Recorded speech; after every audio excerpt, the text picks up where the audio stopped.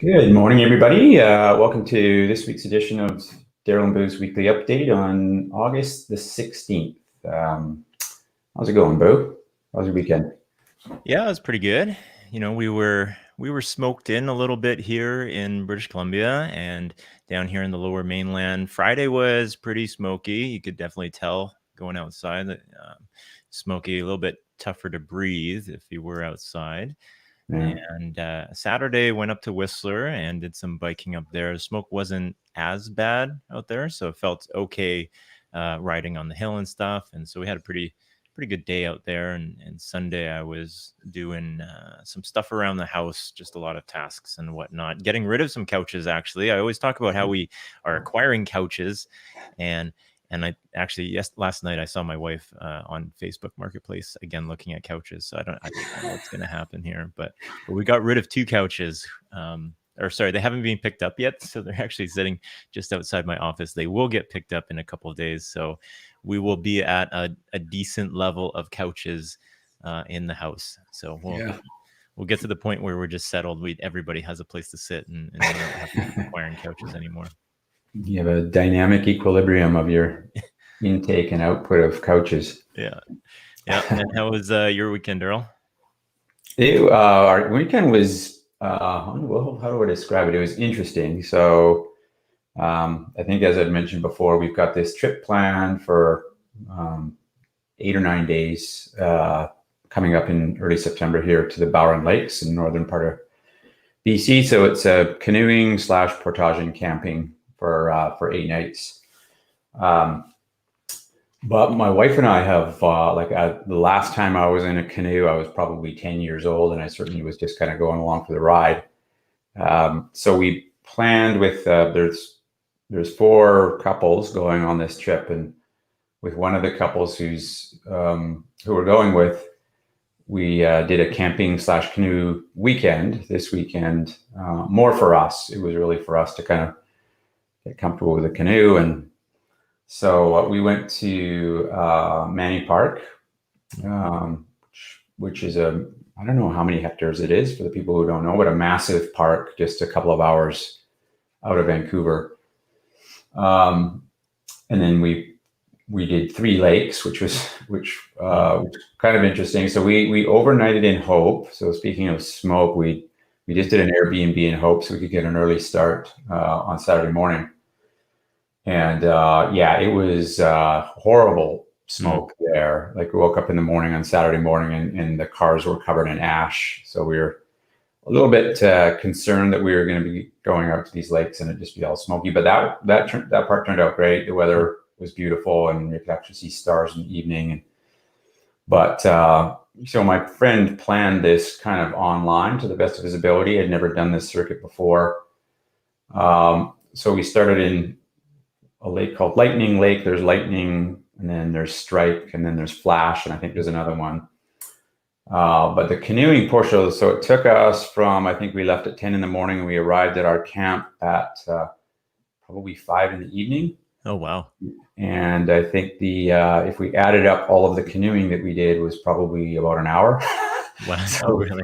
we were portaging big, heavy packs and canoes through some pretty small trails. Oh, wow. Yeah, so that part was interesting. It was grueling and not fun, but we managed to get to the campsite, which was awesome. Had a couple of fun nights there, and then packed up and did it all. So we came out of it with cuts and bruises and sore backs and other parts of the body, but it was an adventure. Yeah, glad we did it. Yeah. Very cool. But anyways, we've got our esteemed guest, the chef, waiting in the wings here, There he is. donning his Seattle Kraken hat.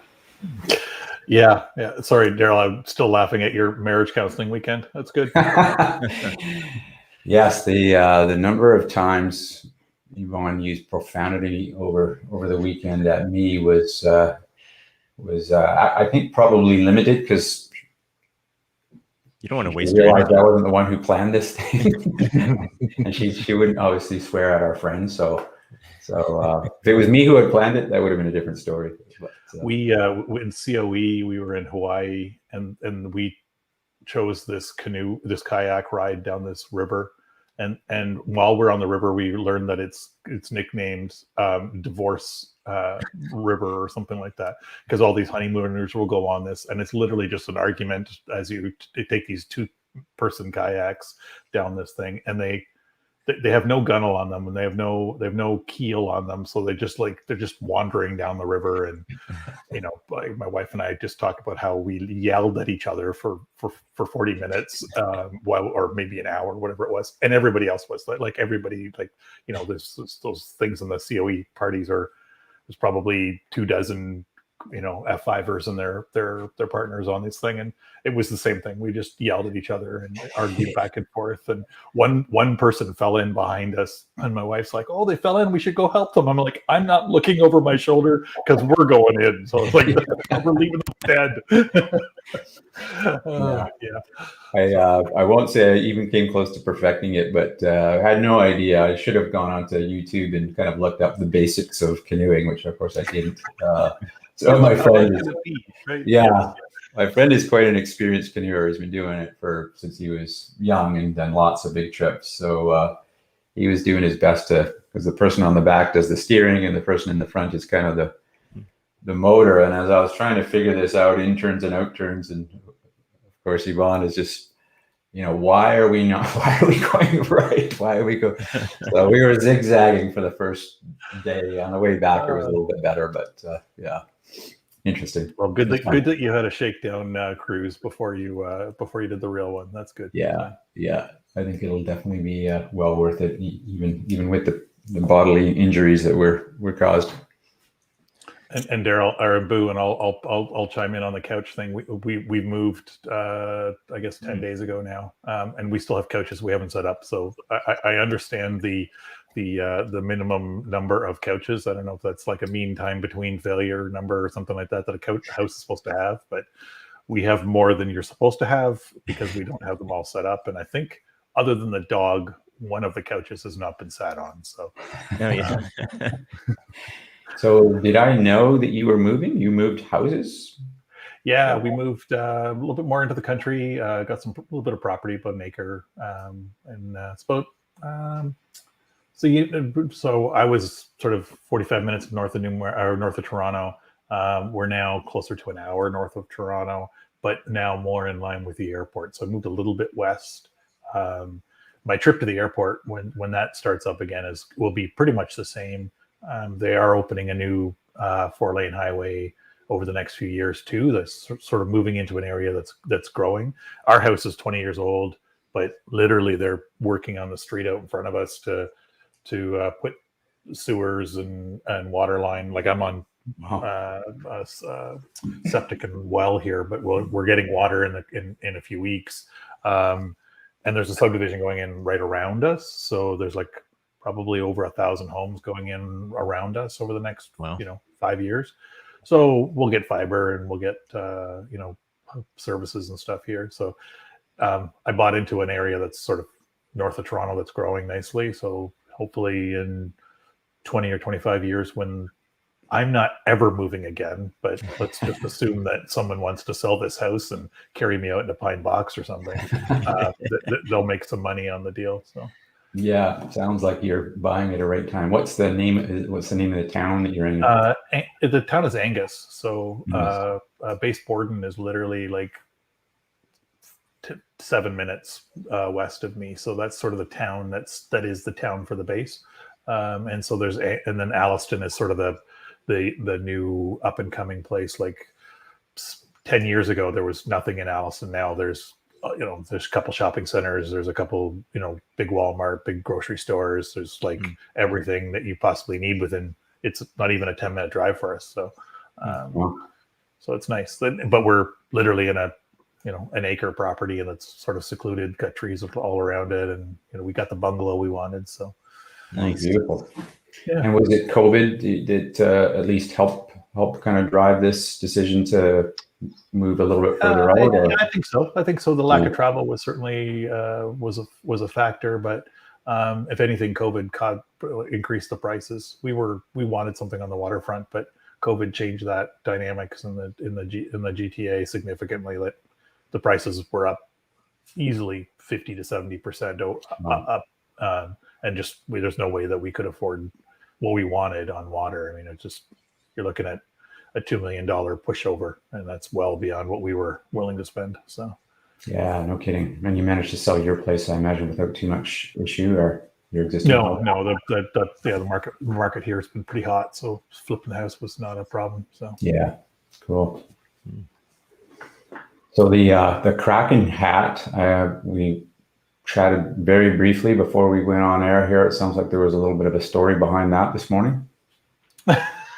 Yeah, that's I don't normally wear a baseball hat on a work day, but yes, there was it took me about 45 minutes to realize today was Monday. I was thinking it was Sunday. So my days have just been blurring with all the move and working and moving and all kinds of stuff. So I was kind of thinking I was just going to sit on the couch and watch some YouTube and relax. And it took me about 45 minutes to realize why there was construction going on the street on a Sunday morning. And so yeah, I'm hiding hair that probably should have been taken care of this morning. But I thought Seattle, Vancouver, would be it was an apt hat to wear today. So yeah.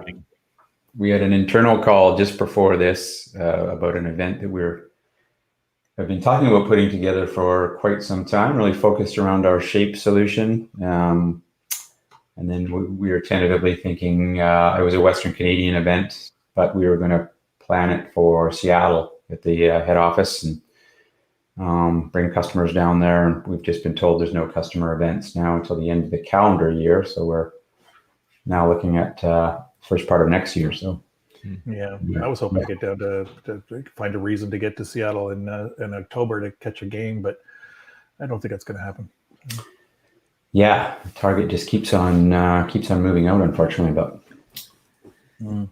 well, that's probably a good segue. I've got an article here that you guys might find interesting. Let me see here. Mariners fan trolls Canada with clever signs at a Blue Jays game in Seattle. I thought these were pretty good. How can you call it Canada Dry when it's literally a liquid? He does have the hockey hair going on. Yeah. I think they have to do that. It was the Blue Jay games in Seattle are basically like home games for Toronto. Really? I've gone to them. I used to try and go to them every year, and I don't do that as much anymore. But it's very, very fun because there's just a massive contingent that comes down from BC, mainly Vancouver, but from all over the place. And it's just I love the story. That's awesome. Don't get this one, Jacob from Under the Umbrella Tree. Isn't there a song that's something like that? Oh, is that a TV show? probably a kid show maybe or something. Maybe. Yeah. Right, I remember that now. Yeah, Brendan Fraser is better than Simon Fraser. Oh, okay. True Isn't North. Brendan Fraser Canadian anyways? Yeah, I think he's from. I think he grew up in Toronto. Yeah. but Fraser Green drops in both. Oh wow, this one Stanley Cup champion since 1994. Yeah. Whoa, these are getting personal.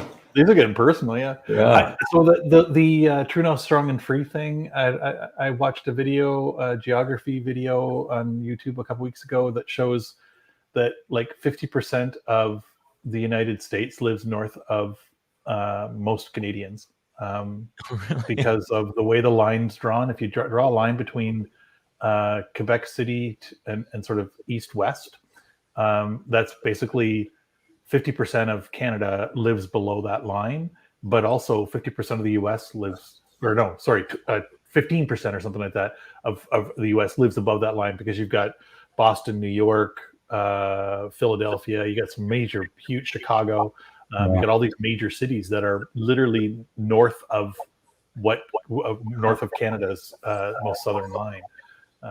So you get this huge number. It's actually kind of interesting. Oh wow. That's an interesting fact, actually. I gotta go look into that more. Here we got a couple more here. People who walked on the moon: USA 12, Canada 0. I'm having. Can anyone decipher the French one? They have to send that to Pierre-Luc. Yeah. Yeah. Milk bags are pointless. I agree. I don't know. Well, are we gonna be allowed to have milk bags anymore because they're single use? I mean, yeah, I'm surprised we still have them. Very surprised. Yeah. We got Mr. Rogers was better than Mr. Dressup. No way. No, Mr. Rogers left Mr. Dressup to go start the show in the States. He's a copycat. Yeah, I agree with that one. I like Mr. Dressup better than Mr. Rogers. Yeah, he was my hero growing up. Something was a little bit funny about Mr. Rogers. We sweep up your compost. Your national symbol.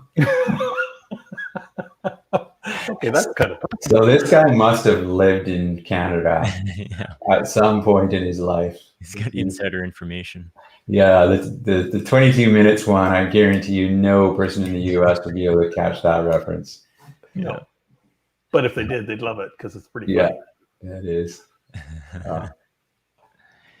Speaking of baseball, how about that no-hitter yesterday? Did you hear about the 27-year-old first game, his first pitching outing in the national? Was it for Chicago? I guess it was, or no? Really? And he pitched the no. That's crazy. No, I didn't. I didn't have cell coverage, so got home last night and I basically. Yeah, I want to say it was the Mets. Huh? It's like he's 27-year-old. His first pitch. Starting pitcher, and he threw a no-hitter. Wow. So it's obviously a bit of a journeyman. If he's 27 years old, that means he's probably bandied around the minors for a few years. Yeah, so. Probably played in the triple and the double for a while. Like normally they're 23, 20, 22, 23 when they start, right? So that's crazy. The fact the manager left him in there past 6 or 7 innings too is pretty cool. Like, pulling him out. Great story. Oh, very cool.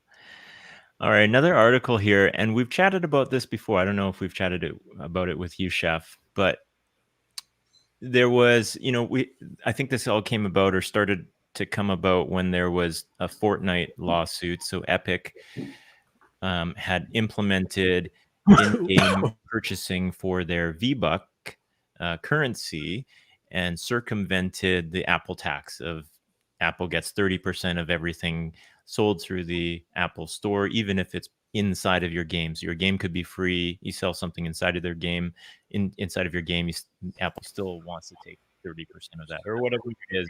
Apparently, there's varying degrees of percentage cuts. And so they went to court over this. I don't think it's been resolved yet, but there's a Senate bill that if we go down here, the idea is that they're going to allow third-party stores or the idea is for the bill to allow for third-party stores to be implemented on Apple and Google. Google already has third-party stores, but um, the main one is Apple. Although in the Android world, I think the Google Play Store still dominates a huge majority anyways, and kind of get people around this 30% earnings, turn it into a little bit more of a free market. People can take a swing at what it takes to build out an app distribution platform. And I can see both sides of this. I mean, Apple has put in a ton of work they upended the mobile phone industry. They created this whole idea of app distribution platform. They have this whole big thing that they've built out. But at the same time, they're hanging on to this app store and not letting anybody around it. Yeah. Any thoughts on who's right or who's wrong here? Well, honestly, one of the reasons why we've seen the Apple Store be a success is from a developer's perspective, it's a pain, but because you have to go through a whole bunch of things. And I don't know if you've ever tested a mobile app before, but testing a mobile app with the Apple Store is not easy. But it's not easy because of the restrictions they put on people for security and validating the code, not the code, but the application, and doing some app testing. And I think they probably have some automated pen testing that they look at. And they also check to see, what are you asking for? Like what rights do you have? So there's like, I don't know, 30 or 40 different things that an app can ask access for. And if you're asking for something that is kind of outlandish and not really in the focus of your app, Apple won't allow you to join put your app up there. Google's caught up a little bit on that, but it's still a little more willy-nilly on the Google side. So for me as a consumer, I don't mind that I have to go to the Apple Store to download something, because I know it's been vetted a little bit. It's maybe not perfect, but it's a little bit better. And then from the provider side, maybe somebody who's got Fortnite behind them, or whatever Blizzard is it EA Blizzard now that they merge as one company, I think, right? They've got billions of dollars to spend on this.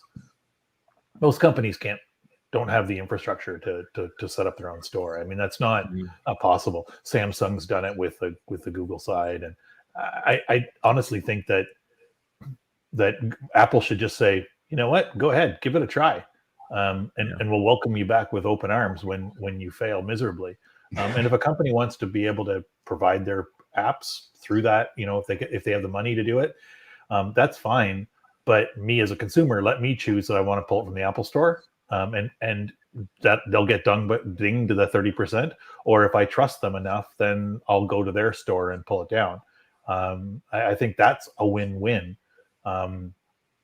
But I mean, to just say, hey, I'm EA Blizzard, and I'm going to say you can only get my thing through my own store. I don't know. Now I got to remember what their store is. I got to remember how to get to it. I know I just click on a link and I get the app on the App Store or the Google Play. If I'm on my, I've actually used it Google Play now with my TV. I got a Sony TV that's an Android TV. Never really used Android much other than testing and doing some security pen testing kind of stuff on it. But just the TV is nice. We wanted to stream. We're watching Alone, and we missed an episode because of the move. And so I just went to and downloaded went to the Google Play and downloaded the app, and it was perfect. So the ease of use outweighs that from a consumer's perspective. If you guys want to battle at the top, make sure it remains easy. That's all I would say. Yeah, that's a good point. Like the proliferation of parking apps that have popped up all over. I used to have one that kind of dominated in the Lower Mainland, and now every lot you go into has some sort of obscure little parking app that they want you to download. And it's just,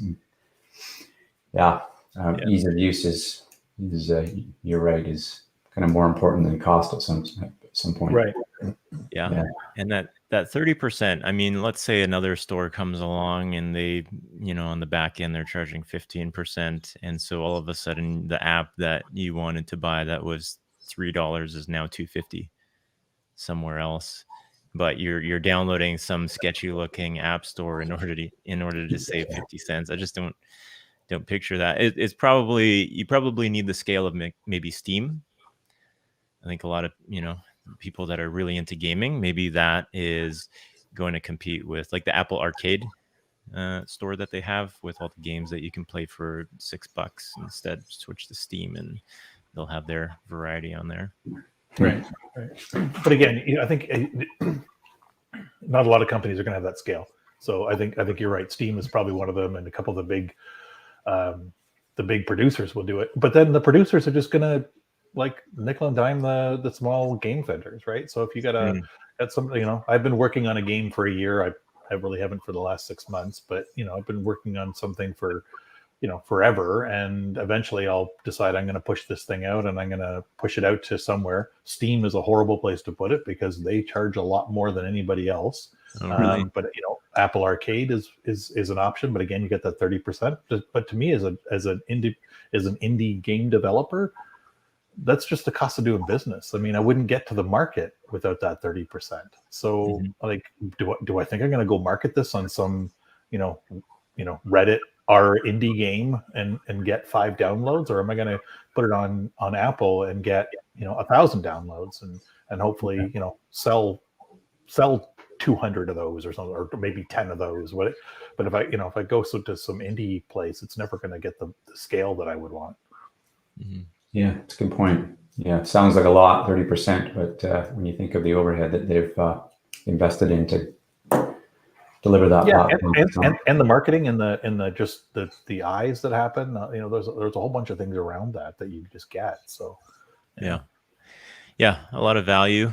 I think if anything, it'll keep Apple on their toes, and it'll be good to have a free market and a bit more some competition for them, so that they're advancing further.